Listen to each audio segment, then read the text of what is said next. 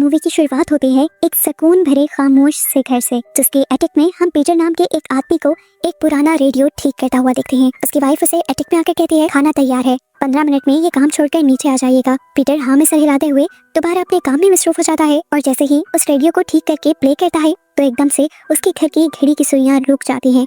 Radio के अंदर से उसे एक औरत की आवाज सुनाई देती है जो उसे कह रही थी चुप रहो। डरकर पीटर रेडियो को बंद कर देता है और जब दोबारा चलाता है तो उसे एक औरत का साया एटिक में खड़ा हुआ दिखाई देता है और रेडियो के दोबारा बंद करने पर वो गायब भी हो जाता है। अगली मर्तबा जैसे ही पीटर रेडियो ऑन करता है तो वो दोबारा औरत भागती हुई पीटर की तरफ आती है और जोर से चिल्लाती है कि चुप रहो। डरकर पीटर दोबारा रेडियो को बंद कर देता है। ये चेक करने के लिए कि ये सब हो क्या रहा है, पीटर एक और मर्तबा रेडियो ऑन करता है और इस मर्तबा वो औरत खुद रेडियो बंद कर देती है। डरते हुए वो पीछे की तरफ चल रहा था तो उसके पांव से एक खिलौना टकरा जाता है। यहाँ पर शोर होता है और एक आदमी की सोल आकर उसकी गर्दन पकड़ लेती है। पीटर की वाइफ भी पीटर को देखने के लिए ऊपर की तरफ आती है और बस फिर हमें उसकी चीख की आवाज ही सुनाई देती है और स्क्रीन ब्लैक हो जाती है। उसके बाद अगले सीन में हम पीटर की बेटी एमा को देखते हैं। वो एक बहुत अच्छी सिंगर थी और अपना ऑडिशन देने आई हुई थी, लेकिन अपनी घबराहट की वजह से वो ऑडिशन में कुछ भी गा नहीं पाती और यहाँ से चली जाती है। घर वापस लौटते ही एमा का फ्रेंड उसे मुबारकबाद देता है उसके ऑडिशन के लिए, पर एमा उदास होकर उसे बताती है कि इस मर्तबा फिर मैं अपनी घबराहट में ऑडिशन छोड़ आई हूँ। उसका फ्रेंड सेबा उसे हौसला देने लगा था और इतनी ही देर में एमा को उसकी मॉम की कॉल भी आ गई जो इस टाइम बहुत ही ज्यादा घबराई हुई थी। बिना कुछ सोचे समझे एमा सेबा के साथ अपने शहर वापस आ जाती है जहाँ पर उसकी मॉम हॉस्पिटल में एडमिट थी और उनके जिस्म पे बहुत सारे चोटों के निशान थे।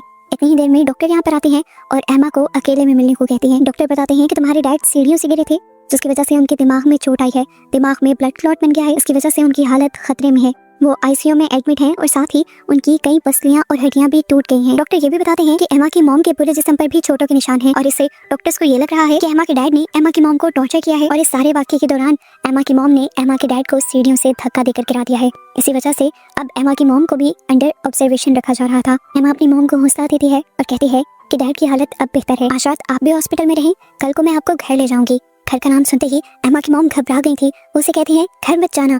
उसे ये भी बता देती हैं कि पीटर ने मुझे मारने की कोशिश की थी, लेकिन उस टाइम पीटर के अंदर तुम्हारे डैड नहीं थे, उनकी सोल को किसी और ही चीज ने पोजेस किया हुआ था। एमा को उनकी कोई भी बात समझ नहीं आ रही थी। एमा की मॉम को डरा हुआ देखकर सेबा एमा से कहता है कि हम होटल बुक कर लेते हैं, पर एमा कहती है नहीं, हम अपने घर ही जाएंगे। मैं चेक करना चाहती हूँ कि वहाँ पर ऐसा है क्या जो मॉम इतना घबरा रही है। घर आकर वो अपने फ्रेंड को अपना रिकॉर्डिंग स्टूडियो दिखाती है और बताती है कि बचपन से मैं यहीं पर गाती आई हूँ और यहीं पर मैंने अपने डैड के साथ अपना पहला गाना रिकॉर्ड किया था। जिसके बाद वो सेबा को एटिक में ले जाती है जो उसके डैड की सीक्रेट जगह थी। उनकी हॉबी थी पुरानी चीजें कलेक्ट करके उन्हें ठीक करना, जो काम वो यहाँ पर किया करते थे।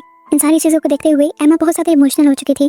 वो सेबा से कहती है मुझे यकीन नहीं आ रहा कि डैड भी मेरी मॉम को मार सकते हैं। सेबा उसे हौसला देते हुए कहता है जरूर ये सब कोई गलत फहमी है और जल्दी ही दूर हो जाएगी। ये कहकर वो नीचे डिनर बनाने के लिए चला जाता है। इसके बाद वहाँ का टाइपराइटर खुद चलने लगता है और उस पर हेल्प लिखा हुआ आ जाता है। अब सेबा भी घबरा कर एमा को बुलाता है और ये लोग देखते हैं कि उनके घर में मौजूद हर खाने पीने की चीज खराब हो चुकी है। एमा को लगा था कि शायद उनकी मॉम ने काफी अर्सा पहले ये चीजें खरीदी होंगी। अब सेबा खाना लेने के लिए चला जाता है तो एमा रिकॉर्डिंग सुनने लग जाती है। एकदम से उसकी रिकॉर्डिंग बंद हो जाती है। घर का टाइम पहले की तरह ही रुक जाता है और घर सन्नाटे में डूब जाता है। ऊपर पड़ा वो रेडियो चलने लग जाता है और यहाँ एमा के लगाए हुए हेडफोन्स के अंदर आवाज आती है चुप रहो, वो आ रहा है। एमा हेडफोन्स उतार देती है तो उसे रेडियो की आवाज आती है, जिसे जब वो एटिक में जाकर बंद करने ही वाली थी तो उससे पहले ही एक औरत के सोल ने उस रेडियो को बंद कर दिया और एमा बुरी तरह डर गई। एमा कंफ्यूज होकर जैसे ही वो रेडियो ऑन करती है तो उसे दोबारा उस औरत का साया पहले की तरह ही कमरे में खड़ा हुआ दिखाई देता है। जैसे ही एमा रेडियो बंद करती है वो औरत वहाँ से गायब हो जाती है। एमा दोबारा से रेडियो ऑन करती है और इस मर्तबा उस औरत को अपनी तरफ बढ़ता हुआ देखकर वो उस रेडियो को बंद कर देती है। डरते हुए एमा जब नीचे आई तो उसने देखा कि ज़ेबा उसे कॉल कर रहा था। इससे पहले कि वो कॉल रिसीव करती उसके मोबाइल की बैटरी डेड हो जाती है। उसका लैंडलाइन अब रिंग करने लगा था। वो डर गई, उसे औरत की आवाज याद आई, शोर मत करो वो सुन सकता है। इसलिए उसने फौरन लैंडलाइन को भी उठाकर साइड पर रख दिया। ऐसा कहते ही उसके सामने एक आदमी की सोल आ गई जिसने उसे गले से पकड़ लिया, फिर अगले ही सेकंड उसे छोड़ भी दिया और घर के सभी खिड़कियां दरवाजे उस सोल ने बंद कर दिए। एमा घबराते हुए एक दरवाजे को खोलने की कोशिश करती है और तभी वो देखती है कि टाइपराइटर दोबारा चलने लगा था जिसके ऊपर हेल्प लिखा हुआ आ रहा था। एमा समझ गई कि कोई उससे कम्युनिकेट करने की कोशिश कर रहा है। वो भी उस टाइपराइटर को दोबारा से स्टार्ट करके इससे पहले कि टाइपराइटर पर लिखकर कोई सवाल करती आदमी की सोल उस टाइपराइटर को ही उठाकर फेंक देती है और तभी एमा को यहाँ पर भागती हुई एक औरत और एक बच्चे की सोल दिखाई देती है। एमा घबराकर ऊपर एटिक में आ जाती है और एटिक की विंडो खोलने की कोशिश करती है। इस दौरान उसका पाँव भी दोबारा एक खिलौने से टकरा जाता है और यहाँ का रेडियो भी ऑन हो जाता है। एमा अपनी आंखों से देखती है कि एक बच्चे की सोल आकर जल्दी से ये रेडियो बंद कर भाग जाती है। ये सब क्या चल रहा था ये जानने के लिए एमा दोबारा जब रेडियो ऑन करती है तो उसे दोबारा उस लड़की और बच्चे की सोल दिखाई देती है जो दोनों मिलकर उसे रेडियो बंद करने को कह रहे थे, लेकिन उससे पहले ही आदमी की सोल आकर एमा के ऊपर हमला करके उसे बेहोश कर देती है। एमा के बेहोश होते ही उस औरत ने रेडियो बंद कर दिया था। एमा के होश आते ही वो घबरा कर नीचे जाती है और अपना फोन लेकर अपने आप को स्टूडियो में बंद कर देती है। फोन चार्ज होने के बाद वो सबसे पहले ज़ेबा को मैसेज करने की कोशिश करती है, पर स्टूडियो के अंदर सिग्नल्स नहीं थे। देखने को मिला कि ज़ेबा भी घर के बाहर खड़ा हुआ जोर जोर से एमा को ही आवाजें लगा रहा था। अब वो डरते हुए स्टूडियो से बाहर निकलती है और ज़ेबा को कॉल करने की कोशिश करती है, पर ज़ेबा की फोन की आवाज उसे घर में से ही सुनाई देती है। बाहर निकलकर वो देखती है कि ज़ेबा इस टाइम लॉन्ड्री में था और अपना सर पकड़े हुए था। वो बेसमेंट के पिछले दरवाजे से मुश्किल से घर के अंदर आया था और घर में आते ही उसके सर में दर्द होने लगा था। एमा इशारे से उसे खामोश रहने को कहती है और उठाकर उसे रूम में ले आती है। एक कॉपी पर लिखकर घबराई हुई एमा उसे बताती है कि हम यहाँ पर बात नहीं कर सकते, यहाँ पर कोई है। वो ज़ेबा से पूछती है, क्या तुमने कुछ देखा? ज़ेबा उसे कहता है, पता नहीं। उसका आंसर ज़ेबा को अजीब तो लग रहा था, पर उसे वो फिर भी रिकॉर्डिंग स्टूडियो के अंदर ले गई। अपनी रिकॉर्डिंग से उसने उन्हें औरतों की आवाजें सुनाने की जब ज़ेबा को कोशिश की तो ज़ेबा को कुछ सुनाई नहीं दिया, पर एमा को तो वो आवाजें अभी भी आ रही थी।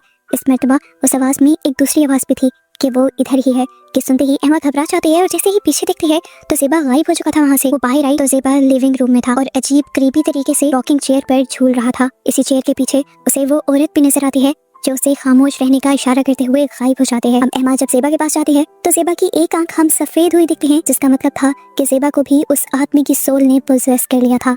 और अब ज़ेबा एमा के ऊपर हमला करने लगता है, उसका गला दबाने लगता है, तो ज़ेबा उसके जिस्म पर टांग मारकर अपने आप को छुड़वा लेती है। डरते हुए एमा अब एटिक में आ गई थी। उसके एटिक में आते ही दोबारा रेडियो चल जाता है और एक लड़की आकर एमा को धक्का दे देती है और उसके गिरने पर वो एक दूसरी ही दुनिया में पहुंच जाती है। दूसरी दुनिया का एक घर बिल्कुल उन्हीं के घर जैसा था।